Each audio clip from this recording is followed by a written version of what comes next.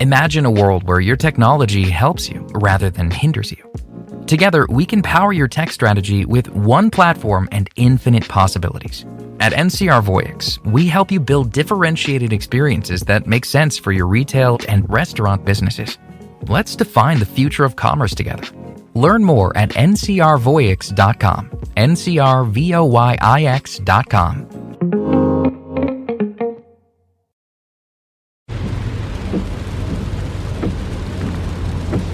This is the sound of your ride home with Dad after he caught you vaping.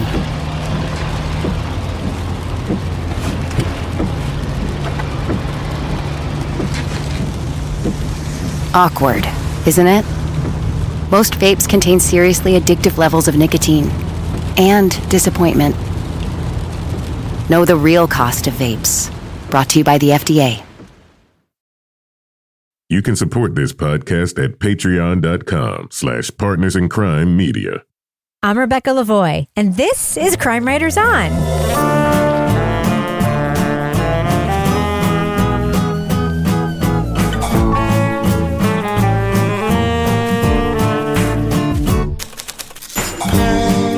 Crime Writers On is the original true crime review podcast that digs into true crime, pop culture, other podcasts. And on this episode, plot points for a horror film about a boogeyman in the mirror were inspired by real events. What does the movie tell us, and what does it leave out about the conditions in Chicago's housing projects? We'll review the podcast Candyman, the true story behind the bathroom mirror murder. Joining me to get that done and more is true crime author, TV journalist, and host of These Are Their Stories podcast, my husband and love of my life, Kevin Flynn. Hi, Kevin. Hello, Rebecca. You know, Kevin, if I say your name 5 times in a mirror, you're still there behind me. Also with if I do that, it's like all the little bits from like when you brush your teeth with the electric and it just splatters. Yeah. Oh, gross. Oh, that's gross. No, serial killer in the mirror, fine, Laura Bricker, fine. Brushing your teeth, not good. But no, the detritus from your flossing. No, that's too far. A bridge too far. All right. Also with us is private investigator, certified pet detective, resident cat lady, and author of the Piper Green series of cozy mysteries, Laura Bricker. Hi, Laura. Hey, Rebecca. Don't show me your flossing. All right. Well, you don't have to watch it because you don't live here. Who can take a murder? And finally, our resident doubting Thomas, the author of a City trilogy of novels, host of Rip Current, Strange Arrivals, and our Patreon Deep Dive Book Club podcast host, Toby Ball. Hi, Toby. Hey, Rebecca. All right, so Kevin, for those who have not signed up for the Crime Writers On newsletter and maybe may not know what our homework is next week, which, there's by the still way, time on Thursday. Sign up. It's coming out in the afternoon. Do it now. That's right. You can get that for free every week at crimewriterson.com. What is coming up on Monday's program? Yeah, Monday we're going to be talking about season 2 of The Diplomat. Starring my favorite actor. Right? Kerry Russell. That's right. Yeah, we were all thumbs up for season 1, so we'll see how what we feel about season 2. I feel like I already know. Oh, yeah. Toby's finished it. We're halfway there. All right, so Toby, the episode 11 of Rip Current is out today, right? It is indeed the second to last regular episode of Rip Current. It is basically the story of the 36 hours leading up to Sarah Jane Moore's assassination attempt on Gerald Ford. It includes having her gun confiscated, having an early morning interrogation by the Secret Service, participating in an ATF sting operation, among many other things. How did she even have time to fit that in? Well, she almost didn't. She realized that she had to pick up her son, Fred, from school. So she was like, Ford, you got to get out here so I can assassinate you in time to pick up my child so I'm not late. Without really making the connection that she might not be allowed to leave to pick him up after trying to assassinate the because president. unlike every other presidential assassin, she's going to be the one to get away with it, right? The rest of the plan was solid. All right. The rest of the plan was solid. Oh, man. Well, before we talk about the podcast we're going to talk about, I have a quick question that I want to ask each of you. Obviously, the podcast deals with subject matter related to a film that came out in 1992, Candyman, right? Horror films, I can't fuck with them. I just can't. Same. Can't do it. And I just want to ask each of you, do you remember like when you found that out? Because for me, it was like when my sister forced me to watch Alien when I was very little. And then again, when I was at a sleepover party in the 6th grade and they wanted to watch frickin' Children of the Corn. No. So Toby, can you watch horror films? I'm not a huge fan. I'm not really into the slasher stuff. I mean, I don't know how you like Invasion of the Body Snatchers. Like, is that a horror film? That's very suspenseful. It's a horror film, yeah. So I love that movie. Which one, the original or the Donald Sutherland version? The Donald Sutherland version. Oh my God, he's so scary in the movie. I did watch the original one time in college. We're like, this will be hilarious. Same. Let's watch it. And it's like, oh shit, this is actually pretty creepy. Yes. So like that kind of stuff, like the suspenseful ones. But Friday the 13th, I guess I just don't watch it, much less seek it out. When I went back to college as an adult, I took a humor and horror English class without realizing that we had to watch a horror film in class every week. Dear God. Dawn of the Dead. Oh my freaking God. But some of those movies, like the setup is really good. And then when the actual like gore starts. So there's a bunch of movies where I've watched like the first hour. And then as soon as like the creature shows up or the killing starts, I just turn it off. Like John Carpenter's The Thing, scariest freaking movie ever made. It's really funny because I just watched that like 2 nights ago or 3 nights ago. That movie's wild. The first 5 minutes, you're like, stop shooting that dog. And 5 minutes later, you're like, if only you had shot that dog. Yeah, it's a great movie. What about you, Kevin? Can you fuck with scary movies? Not really. I don't really care for the slasher stuff, but I guess scary isn't always slasher. Sometimes it's just like just very high tense. Yeah. I mean, probably the thing that we saw. There were 2 things that we saw this year that like had that. Last week it was Woman of the Hour. Before that it was True Detective Night Country. Oh my! Had some suspenseful jump scares. Stuff. Yeah, but the one that like sort of got me and actually I think is pretty good, but really scared me at the time was Poltergeist. Oh yeah, so, Carol Ann. Come into the light, Carol Ann. All that movie is like, except for the clown scene, it's actually not super scary. Yeah, just don't eat any of the cold fried chicken out of the refrigerator. Oh yeah, that's right. Oh yeah. And go into the bathroom and start picking that scab. It's you disgusting. Just won't stop. Yeah. So what about you, Lar? What movie traumatized you or made you realize that you can't mess with them? Hellraiser. Oh, that's a hardcore scary movie. And what's crazy about this is here I was in Little Vermont where like we didn't have TV at my house. I was at my friend's house for like my first sleepover in like the 4th or 5th grade. And they let us watch freaking Hellraiser. Yes. I was traumatized. Is that the one with Pinhead? Yes. It was very, very scary. And I was like, oh my God. So I do not do well with the suspense of horror films. Same. With like the lead up. Like I can't even watch. Until recently, I wasn't able to even ever watch Jaws. That was another one that traumatized me to the point that like I will only go swimming in water now that is clear. Same. I won't swim in dark water, period. No, can't do it. Me neither. And I will not swim at night, even if it's a lake or a pool. Cannot do it. I can't do it. And so it's like when there was like a Jaws marathon on recently, I was like, okay, I'm going to try some desensitization training here. And I just like put the Jaws thing on in the background all day. So it was just kind of playing like HGTV might have been playing to see if I could do it. And it was better than it used to be, but it's still not something I ever really want to watch. Yeah. The pandemic was a good time to watch Jaws because the mayor would not listen to reason and kept the beaches open. Want to open the beach. All right. So the reason, of course, we're talking about scary movies is because that's kind of at the center of the podcast we're reviewing, as I said. Kevin. Kinda. Well, it is. Why don't we talk about it? All right. Let's get going with that and drop that first clip right now. Candyman had a hook for a hand, and he gut you with it for no other reason than that you said his name 5 times into a bathroom mirror. Candyman. Candyman?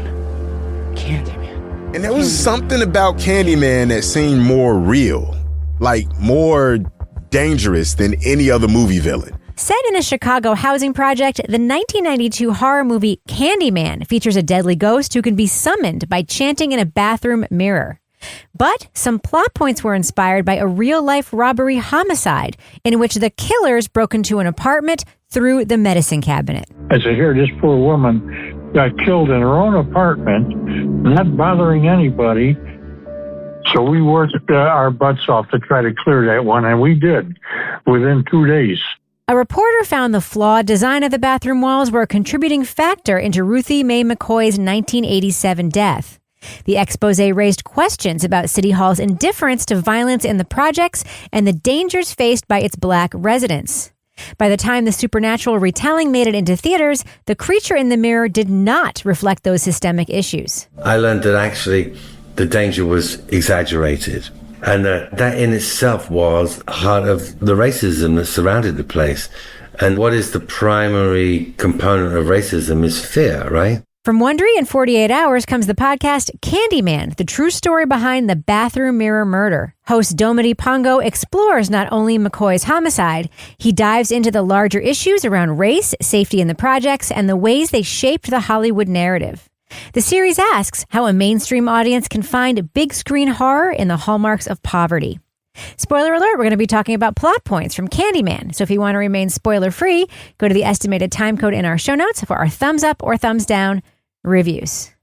So Toby, the idea for the show is quite good, right? When I first started listening to this, I was like, this is going to be a Toby Ball podcast. I mean, that like hooks you with something juicy and then it actually is about like systemic issues. So do you agree with that the premise here is great? Yeah, I don't remember what podcast we were reviewing, but it seemed like they were playing an ad for the Candyman like 3 times during each episode. And I was like, wait a second, there is some like factual basis for some guy coming out of a mirror. I was like, this is going to be awesome. And some of it's awesome. Mm-hmm. I could just imagine what the pitch was and being like super psyched to make it. Right.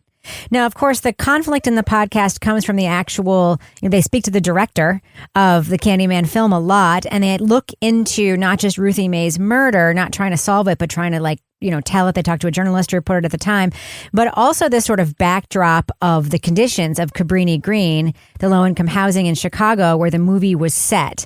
So, Kevin, what do you think about that idea that there was this horror film, marketed by mainstream Hollywood that was set in this particular place? Yeah, I mean, I think this is a point that the podcast brings up, and I think it's a great point to ponder that, what white people saw as horror was primarily the living conditions of black people. And whether the audience sort of took that in or not, that's what it was. So the film sort of equated like the dark, dismal setting of a housing project with a vampire's castle kind of feel, right?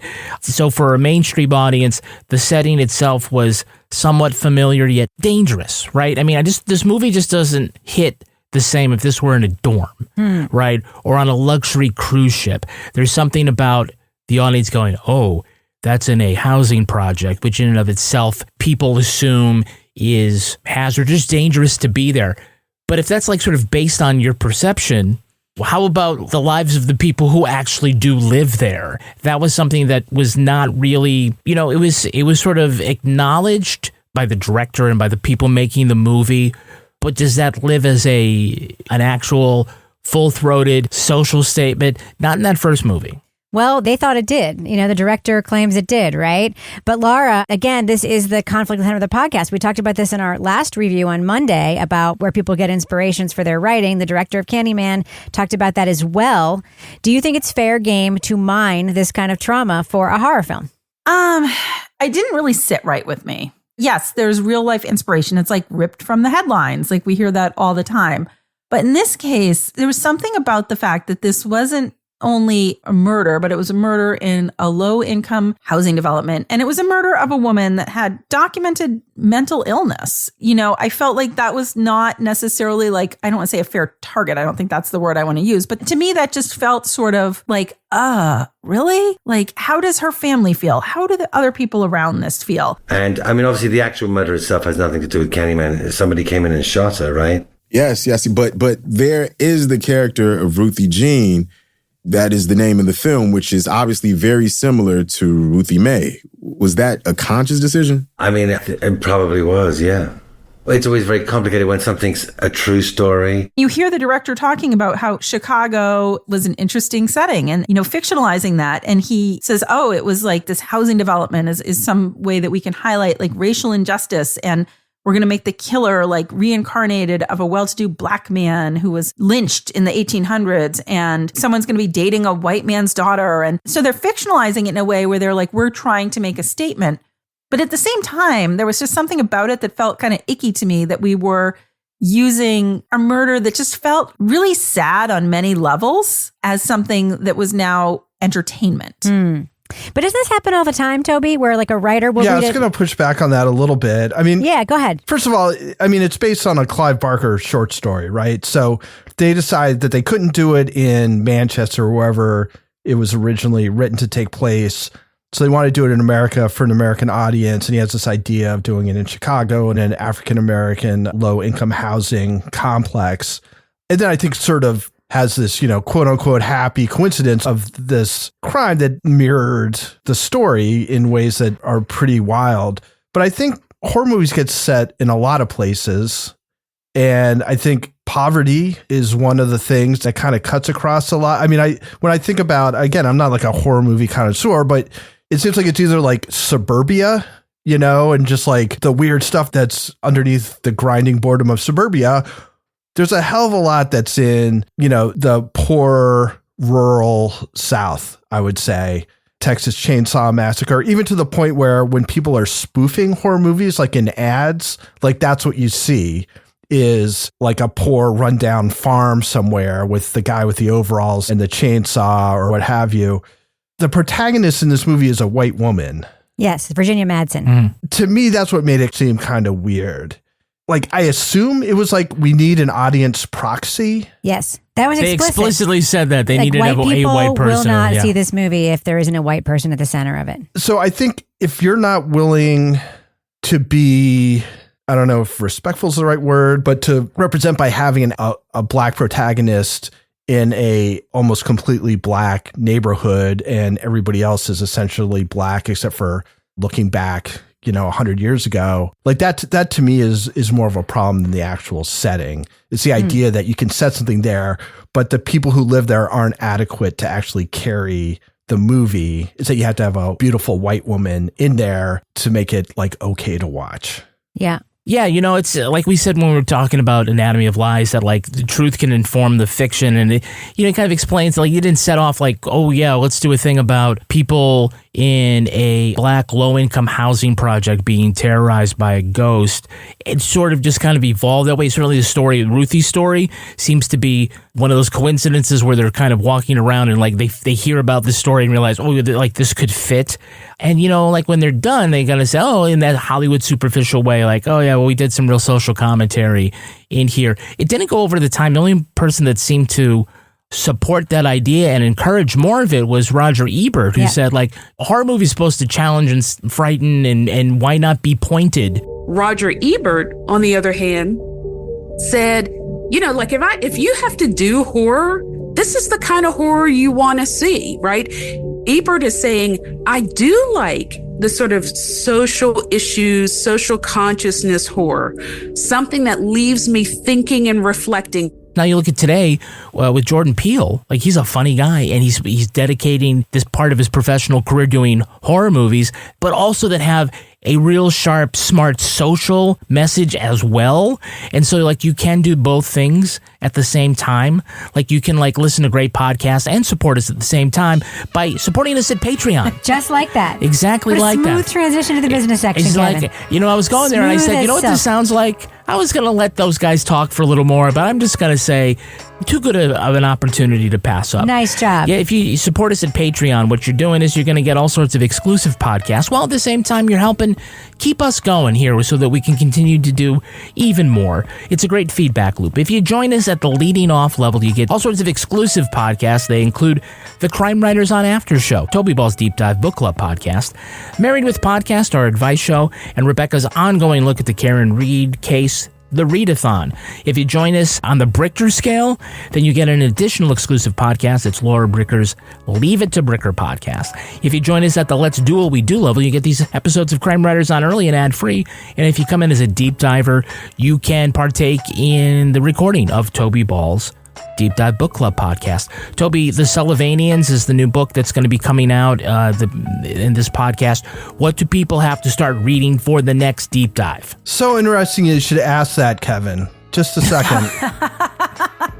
Tommy caught me totally off guard.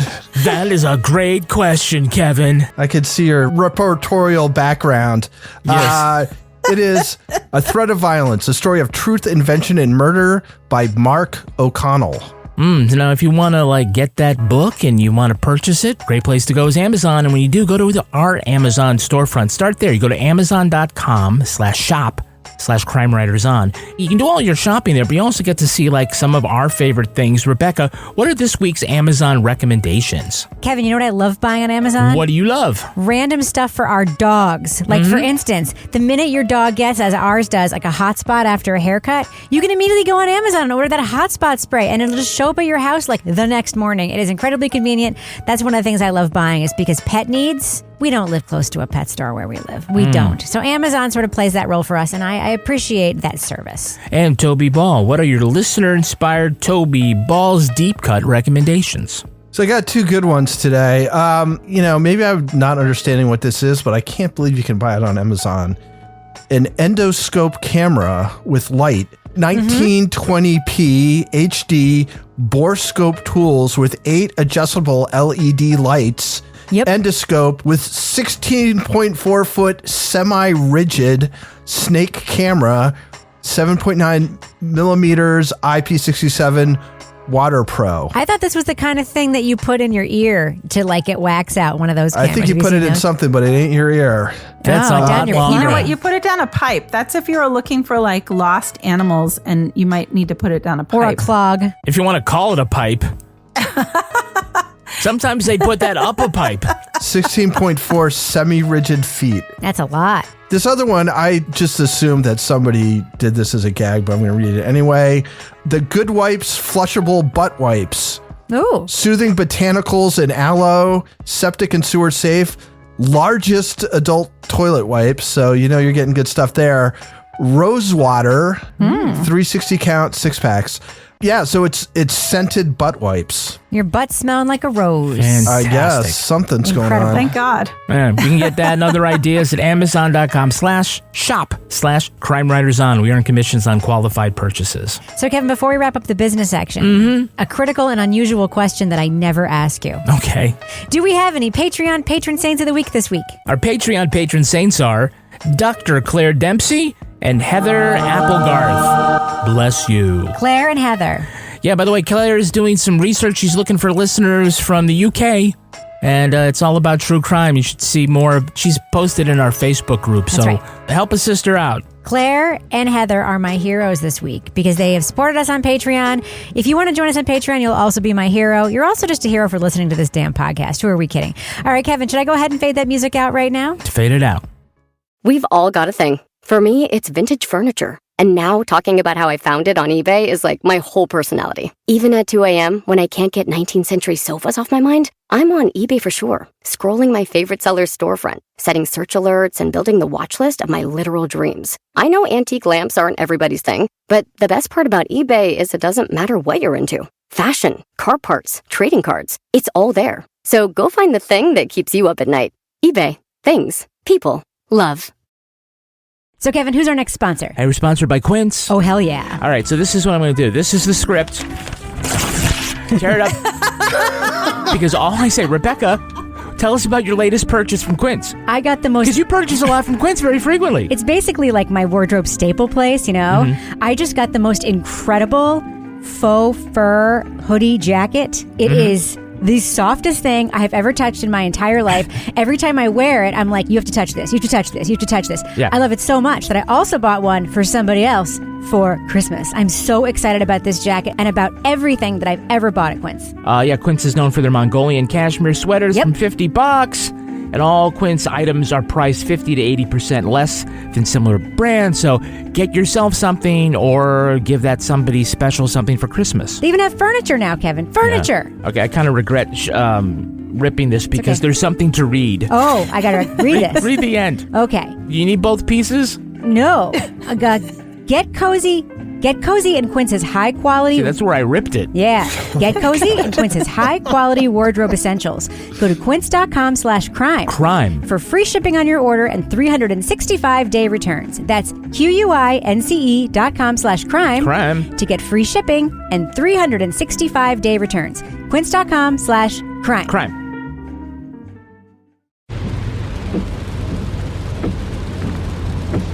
This is the sound of your ride home with Dad after he caught you vaping.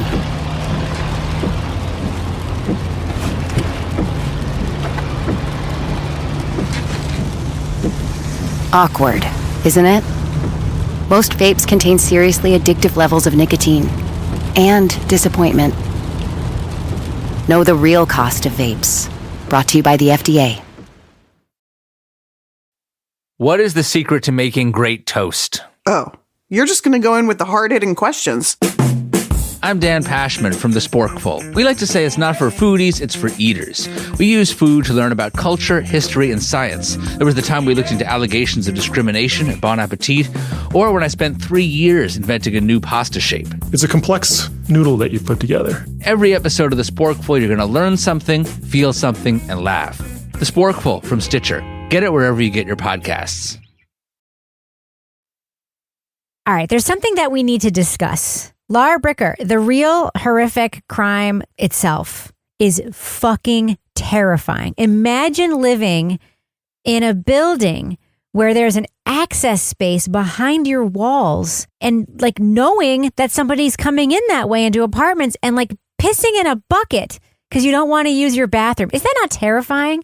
Yeah, I think this actually at the heart of this entire story is the thing that is my takeaway. The fact that you can break in via a medicine cabinet, that there is a spot behind that where janitors could work on the plumbing. They want to break in. Yeah, they throw the cabinets down. They threw a cabinet down. Where? I'm in a project. They come on the other side, but you can reach my bathroom, and they want to come through the bathroom. You know, you hear about people that are like watching TV, and all of a sudden somebody runs out of their apartment, out the door, and there's another kid stuck in the pipe. It's just like, it was funny in Only Murders in the Building. Yeah. When they had like the secret passageways. Yeah. And the secret passageways. This is like a whole nother level of terrifying because people weren't startled by this because it had been happening for a while. People knew that this had been going on for like a year. They had been breaking in, and even like not smart people that were trying to commit crimes were breaking in this way because it was known. And there was only 6 nails on these cabinets. So that's not really providing a lot of resistance. And in some areas, you can like climb in and then go to like other apartments through this tunnel. So it's like, I get it. They set it up so they could work on it. But at the same time, can you imagine? Like, I'm always like, oh God, what if somebody's coming in like my back door or whatever? I'm not thinking somebody's coming in through my medicine cabinet. No. Yeah, I mean, it's scary as hell. It's not that far removed from the actual Candyman story, which is a horror movie. So it's sort of horror movie adjacent. But it's also like, what do you think when somebody calls you and they're like, somebody's coming through my medicine cabinet at me? I mean, it's like, lady, what are you talking about? Yeah. Yeah. Especially if she has a history of mental illness. Yeah, right. So anyway, yeah, totally frightening. As a matter of fact, you could have probably made a much scarier movie about that. Yeah. Without the ghost element, right? Exactly. You don't need somebody with, I don't know, the hook kind of like turns it up. Yeah, I mean, I think it'd be completely terrifying to watch it start to wiggle and you hear somebody behind it and whatever. It's not like coming through a window, right? I mean, that's just really weird. But like you said, if the wall is designed so like plumbers and stuff can get into the pipes, how do the plumbers get in? Do they have to go through a medicine cabinet? I was assuming there was a point of like entry that they could actually walk between the walls. Yeah, you know, the problem ends up becoming that like this wasn't a one-off. Like this is how, like, you know, you're saying there's like different kinds of break-ins using these passageways. And, you know, it's kind of like limited options for the housing authority when people complain about something like drug dealing in the yard or something like that. But, you know, this seems like a problem that they could have addressed. We need to secure the medicine cabinets because people are breaking in. Like, at what point do you say, oh, yeah, probably now's the time to do that? But we didn't even talk about the fact that when the cops responded. We're going to talk about that. Oh, well, let's talk about that. Yeah, so the cops respond, like Laura, we hear this 911 call, which is recreated, right? Mm-hmm. And the 911 call itself is so awful, but then they don't come in when they get there, right? Yeah, this was really heartbreaking to me because you know that she tells the 911 dispatcher, first of all, the elevator's working because she knows that the police won't respond to this high rise if the elevator's not working. So the fact that that's already part of her experience is terrifying. But then they get there and they're like, oh, well, we can't get in. And they're like, oh, we don't want to like break the door down. Oh, nobody has a key. Officers wrote in the police report that the door was locked and that there didn't appear to be any signs of a break-in. Despite the 2 neighbors calling and Ruthie Mae herself, the officers made a controversial decision to not break the door down. So after about a half hour, they just left. there's another call, like where there's shots fired, and then they go back, same thing. And it's not until like a couple days later that this woman is found. She was known for being paranoid. She was known for somebody that was like kind of like had some mental health issues, that was the type of person that would like swear at people in the street. So she was already, they're like, oh, it's just her again type thing. But the fact that the police go, there seems to be a credible report that things are happening and that they're like, oh, we'll come back later because we don't want to like take up looking for the key right now. Yeah. Well, it's 1987, so if there's nobody to arrest, the police don't think they have anything else to do there. But she said they were going to kill her. Like she was scared for her life, and then she didn't answer the door. Right. So they don't think that there's anybody. When they don't think there's a murder, they're done. Right. It's like today, the protocol is if somebody, with a history of mental illness calls and they say that something's happening, if there's not really a crime, then they still is supposed to be checking on this person and say like, oh, well, if you're calling not because it's a crime, but because you're having a mental health crisis, there are things that we can do. That's what's supposed to happen. That's what's supposed to happen, right? But to say like, oh, well, I guess, it's like, oh, no, well, I don't hear anything, so she's probably not dead. She's just probably not home. Exactly. I mean, she literally said they were going to kill her, right? Jesus, in the 911 call. And it's like, and it's like, if that happens and you get there and no one answers the door, that's worse. Yeah. Yeah. I understand that some people might not want the police to help them with a mental health crisis, but I mean, at least we're acknowledging that, like, okay, it's not just wash your hands people that are having mental health issues, because we need to provide for them too. Right. So, Toby, there is an entire episode devoted to the history of low-income housing in Chicago.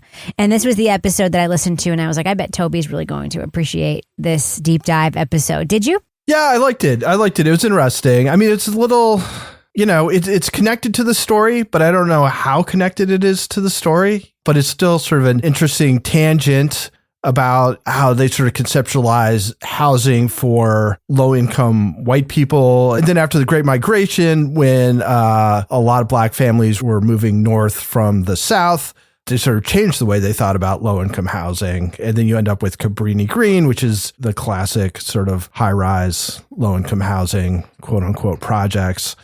In addition to building apartments where you can tear out 2 medicine cabinets and invade somebody else's apartment, that the way they set up the courtyards was such that police and ambulances couldn't get vehicles right up to doors. They had to walk a ways to get to the entrance to these buildings. So, yeah, I thought it was interesting. Was it integral to understanding the Candyman story that they're telling? It didn't feel that way to me, but I thought it was a good episode. Yeah, the history of public housing in the United States is interesting. Atlanta had the first public housing in the United States, and there's a very interesting story that we covered on one of the podcasts I oversee, Civics 101, about the Atlanta public housing. And what happened there that was a cautionary tale for white people in power was that the first residents of Atlanta public housing built up a lot of political clout because they organized. And it would be like, you have to fix this streetlight because all of us are working together. Like they would form these associations and they built up a lot of political clout and power in the city. And then, of course, that got dismantled because white people in charge didn't like it. And that became a cautionary tale for other cities, too. It's a fascinating and horrible history, redlining, all that stuff in public housing. But Kevin, there was another big deep dive background episode, which was the movie episode. What do you think about that one? I mean, we kind of talked a little bit about how the director, came about landing on these plot points and stuff. In fact, I thought it was so good that I forgot when it was over wait, this is a true crime podcast. Wait, there was an actual crime. We come back. I mean, it's a we come back podcast. to Ruthie's story. I'm like, oh yeah, that's right. Because there are these different things that in and of themselves are pretty good discussions about the reporter and his expose. And you've got, like you said, the deep dive into affordable housing and these projects. And then we started going through the whole thing about sort of the background on the movie. I think it was an important point that one of the film historians pointed out, sort of the big sort of difference between the original movie 1992 and the remake or the reboot or whatever, the more recent one, which I think is 2021, which is that in the 1992 movie, Candyman is summoned as a punisher, but in 2021, when they summon Candyman, he is there as a protector, and it's more empowering for the people who are there living in an at-risk community, that Candyman becomes something different to them. And so I think maybe that's a much more both explicit and probably more powerful way of presenting Candyman making that social comment at the same time. Yeah, they turn him into the Batman almost, right? Like a vigilante for the community. Laura, we do get back to the true crime story and we hear about these young men who were arrested for this crime. And there was obviously a lot of evidence that they were the ones who did it, but then they're not convicted. What did you think about that sort of turn? Yeah, that was interesting. The fact that the one kid kind of went on about how he was coerced and he never made that statement. And it didn't really feel like there was a lot of pushback on that. And so it's just like, okay, well, that's the end of that. Based on what you knew about, like for me, thinking about this woman and thinking about her background and her mental illness and the fact that she wasn't taken seriously when she called and reported this. And then to kind of fast forward to this outcome in the case, I just felt like, Ruthie Mae, like who's looking out for you here? It just kind of hit. She just felt like a very sad inspiration for this story, for this podcast, for this movie. And that outcome really kind of hit me. These two guys are spotted with Ruthie Mae's television and her rocking chair. Yeah. And we're like, oh, by the way, yeah, we took the television. Yeah, we saw the body and we left. And you're like, oh, okay, that seems plausible. Seems like they could have made this conviction, right? Yeah. I mean, it seems like there was enough there, but I'm like, or are they just so jaded? Like we're just living in the projects and so much stuff happens here that we don't mind walking over a dead body to take a TV because like this is just day-to-day life. Like what the fuck? I just think they don't really care about the victim that much. That was it. Yeah. Yeah. And I thought it was interesting that there was pushback on the coerced confession because I default, if someone says they were coerced, like I'll default believe them at this point. But there was pushback on that. And, so it does seem like a conviction that should have happened. We've all got a thing. For me, it's vintage furniture. And now talking about how I found it on eBay is like my whole personality. Even at 2 a.m. when I can't get 19th century sofas off my mind, I'm on eBay for sure, scrolling my favorite seller's storefront, setting search alerts, and building the watch list of my literal dreams. I know antique lamps aren't everybody's thing, but the best part about eBay is it doesn't matter what you're into. Fashion, car parts, trading cards, it's all there. So go find the thing that keeps you up at night. eBay. Things. People. Love. Hi there, it's Andy Richter, and I'm here to tell you about my podcast, The 3 Questions with Andy Richter. Each week, I invite friends, comedians, actors, and musicians to discuss these 3 questions. Where do you come from? Where are you going? And what have you learned? New episodes are out every Tuesday with guests like Julie Bowen, Ted Danson, Tig Notaro, Will Arnett, Phoebe Bridgers, and more. You can also tune in for my weekly Andy Richter Call-In Show episodes, where me and a special guest invite callers to weigh in on topics like dating disasters, bad teachers, and lots more. Listen to The 3 Questions with Andy Richter wherever you get your podcasts. Want to connect with a family member who doesn't speak your language? Then check out the language learning program Rosetta Stone on desktop or as an app. Rosetta Stone is designed to immerse you in the language you're learning through an intuitive process. Plus, the True Accent feature even gives you feedback on your pronunciation. And with a lifetime membership, you have access to all 25 offered languages. Get started today. Visit rosettastone.com/pod50 to get 50% off your lifetime membership now. That's rosettastone.com/pod50 for 50% off. The holidays mean more travel, more shopping, more time online, and more personal info in more places that could expose you to more identity theft. That's why LifeLock monitors millions of data points every second. If your identity is stolen, their U.S.-based restoration specialists will fix it, guaranteed, or your money back. Don't face drained accounts, fraudulent loans, or financial losses alone. Get more holiday fun and less holiday worry with LifeLock. Save up to 40% your first year. Visit LifeLock.com/special offer. Terms apply. Hi, I'm Angie Hicks, co-founder of Angie. When you use Angie for your home projects, you know all your jobs will be done well. Roof repair? Done well. Kitchen sink install? Done well. Deck upgrades? Done well. Electrical upgrade? Done well. Angie's been connecting homeowners with skilled pros for nearly 30 years, so we know the difference between done and done well. Hire high-quality, certified pros at Angie.com. Okay, let's do what we do. Let's let our listeners know, should they check out the podcast, Candyman, the true story behind the bathroom mirror murder. Laura Bricker, what do you think? Thumbs up or thumbs down for this podcast? I'm thumb sideways for this podcast. This was like a serviceable podcast. I've never watched the Candyman movie because I'm too scared of horror movies. But for those who have, this is, some interesting background on some of the inspiration for that movie. But I think it was more a story of the woman that was actually a real life victim of this case, and the story of her surroundings, the time she lived in, the place she lived in, and how her murder was responded to. And that in itself was really sad.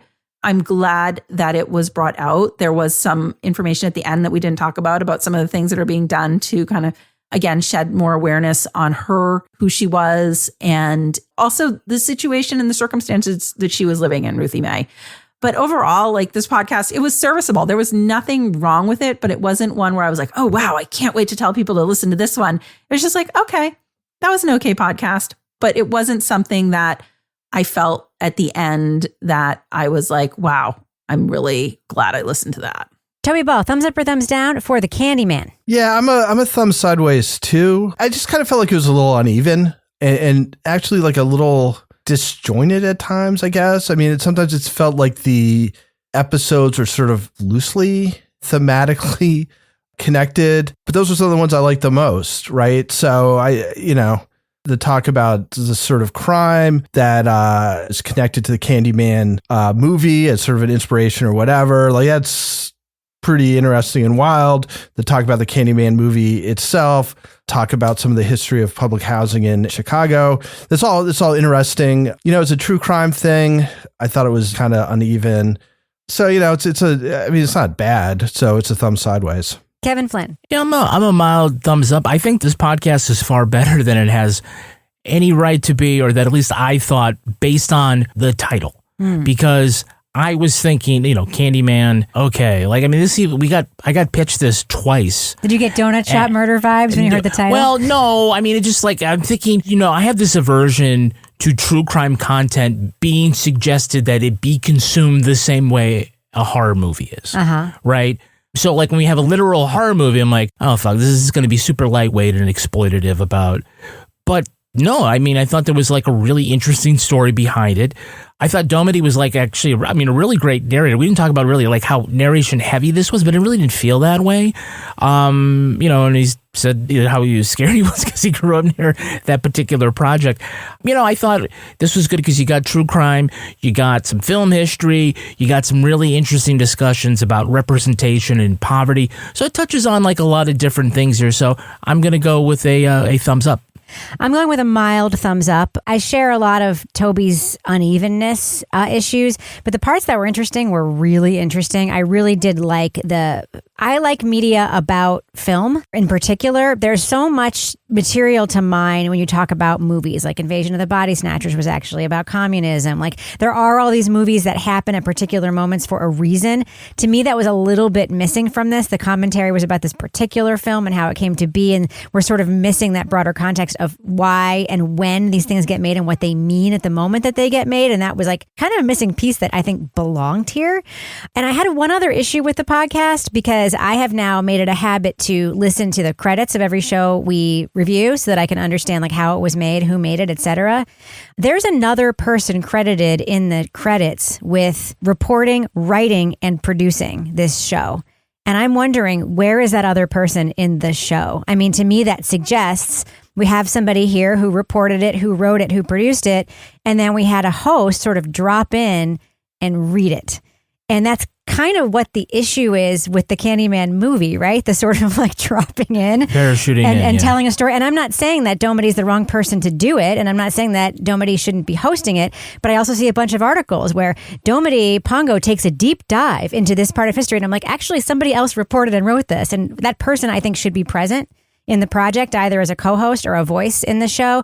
And that was disappointing to me because I really like when stories like this that are connected to the person who's telling them, when there's some transparency about the producing of it and the making of it. And I think that this would have benefited from hearing about the actual reporting itself because, there's a lot there.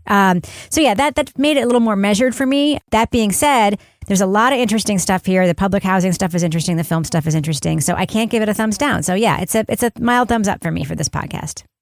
All right, that's going to do it for us. But before we go, Laura Bricker, question for you. Do we have a cat of the week this week? So we have a gang this week, Rebecca, coming to us from Julia Jolly. What? Julia is submitting my girl gang for Cat of the Week. Meow. I'm including a video of Brooklyn, our mixed breed rescue dog, singing along to one of her favorite songs, the SVU theme song, which is amazing, by the way. I watched the video. This dog is legit singing. Also pictured are her kitty sisters, Dahlia, Black, and Lumen, Calico. The cats are our OGs, original girls, and have begrudgingly allowed Brooklyn to cohabitate and make noise for the past 7 years. Julia started listening to CWO from the beginning this past spring and has finally caught up to the current season.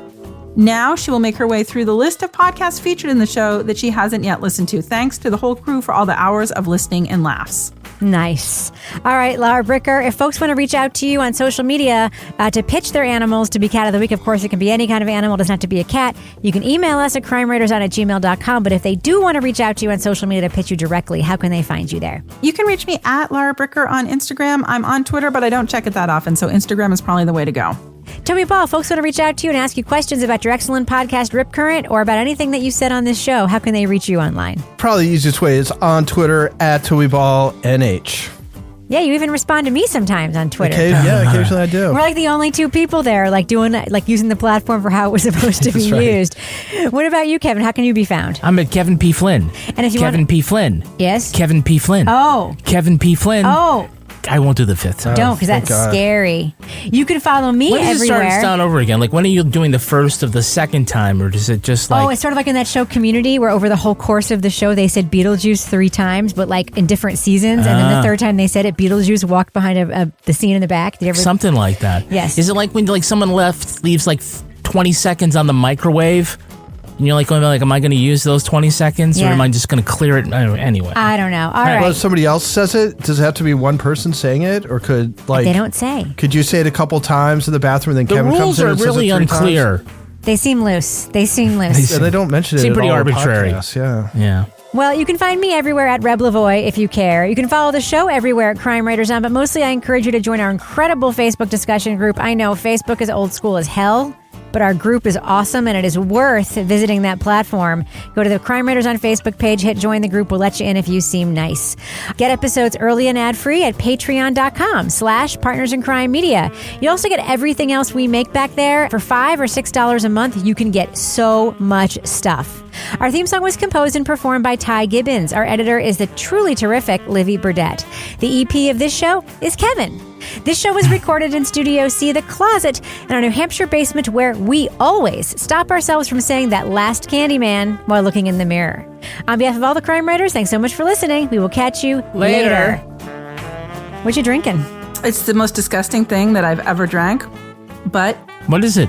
It is a spiked Dunkin' Donuts thing. It looks they've been selling at Hannaford's. I thought it was Yoo-hoo as well.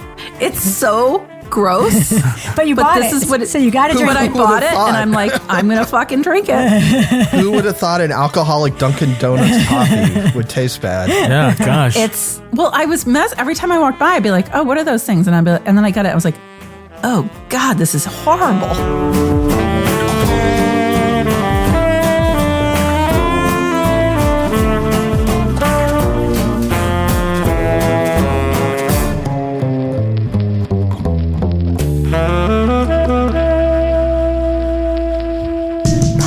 In crime media. Hi there, it's Andy Richter, and I'm here to tell you about my podcast, The 3 Questions with Andy Richter. Each week, I invite friends, comedians, actors, and musicians to discuss these 3 questions. Where do you come from? Where are you going? And what have you learned? New episodes are out every Tuesday with guests like Julie Bowen, Ted Danson, Tig Notaro, Will Arnett, Phoebe Bridgers, and more. You can also tune in for my weekly Andy Richter Call-In Show episodes, where me and a special guest invite callers to weigh in on topics like dating disasters, bad teachers, and lots more. Listen to The 3 Questions with Andy Richter wherever you get your podcasts.